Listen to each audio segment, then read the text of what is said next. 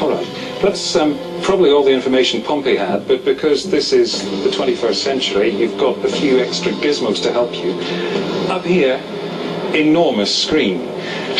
And it's not static. The generals, throughout the battle, can control the screen with the help of our technician here. He'll do as he's told. What would you like him to do? Well, can we first of all go up so we can see better, as high as you can, and then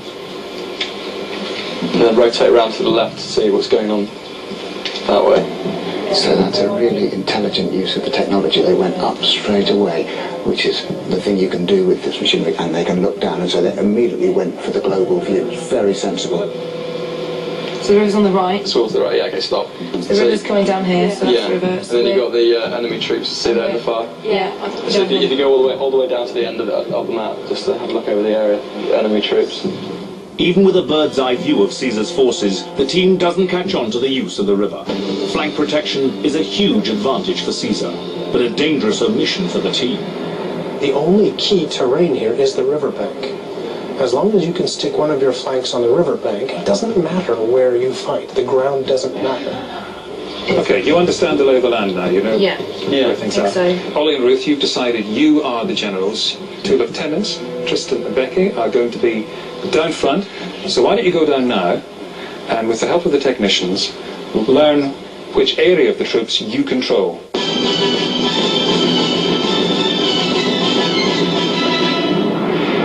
Now that the team knows the main features of the battlefield, they can find out about Pompey's army and the forces they are commanding in battle. The most important facts for the lieutenants to identify are the units they control, and that to maximize their forces, they must maintain troop formation.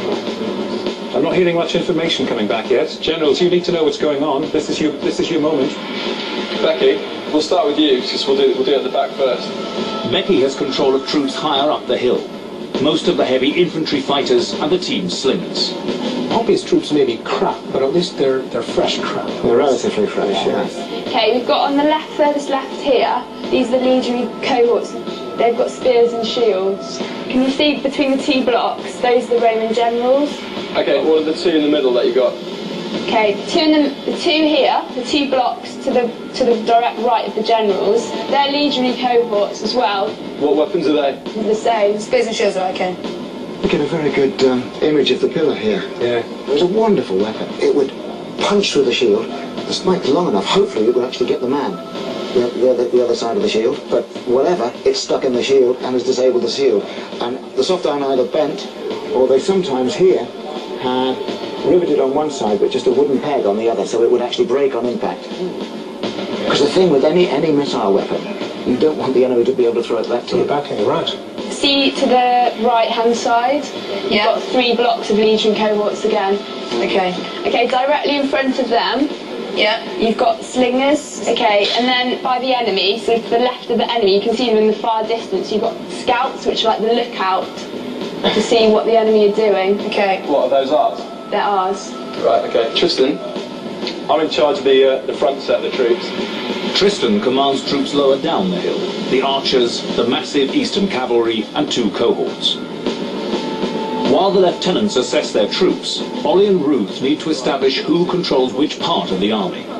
This is essential for orders to be given clearly when the fighting starts. Far right at the front, cavalry. Two blocks of cavalry. Moving left again, a set of legionary cohorts. A little group just behind. Yeah. And then just in front of those, we've got archers. Next one across, cavalry. Yeah. Next one across again, cavalry. Yeah. Next one across, archers right at the front.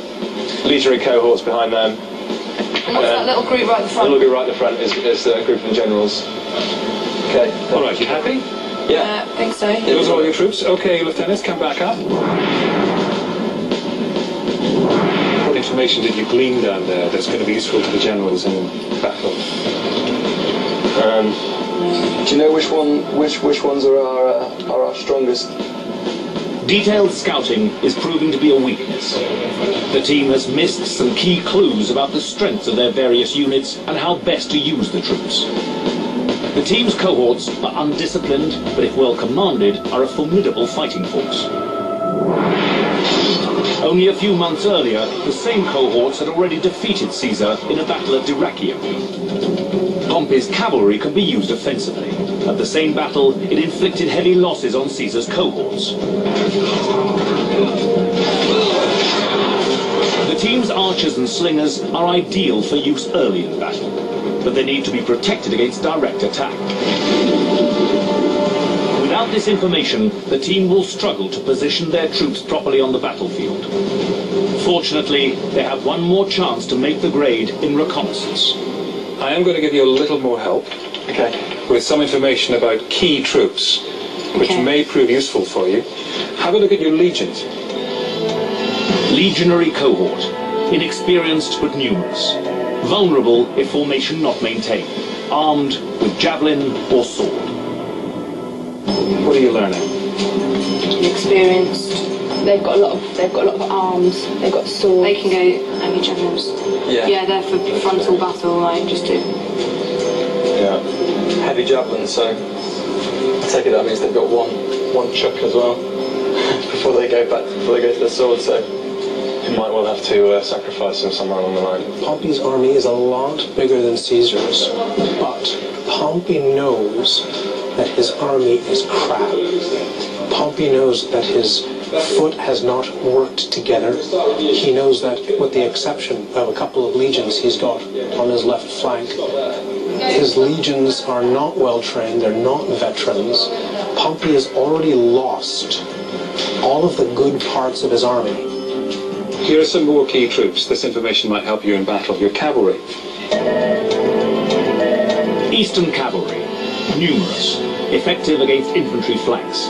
Good on open ground. Inexperienced. Poor against front line. Not battle seasoned. Are you worried about that weakness? Poor against front line.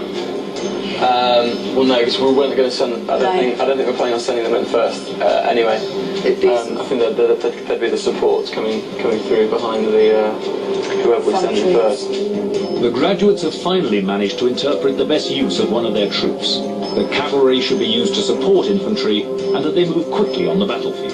If they're on horses, you're going to be able to move them bigger distances than ground troops on foot. The big difference between Roman cavalry and these Eastern cavalry is that Eastern cavalry are capable of delivering a shock charge.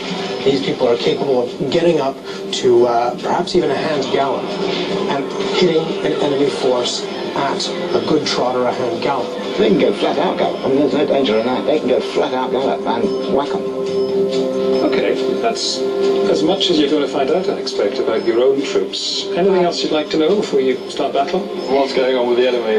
You see, I thought that might be something you'd like to know.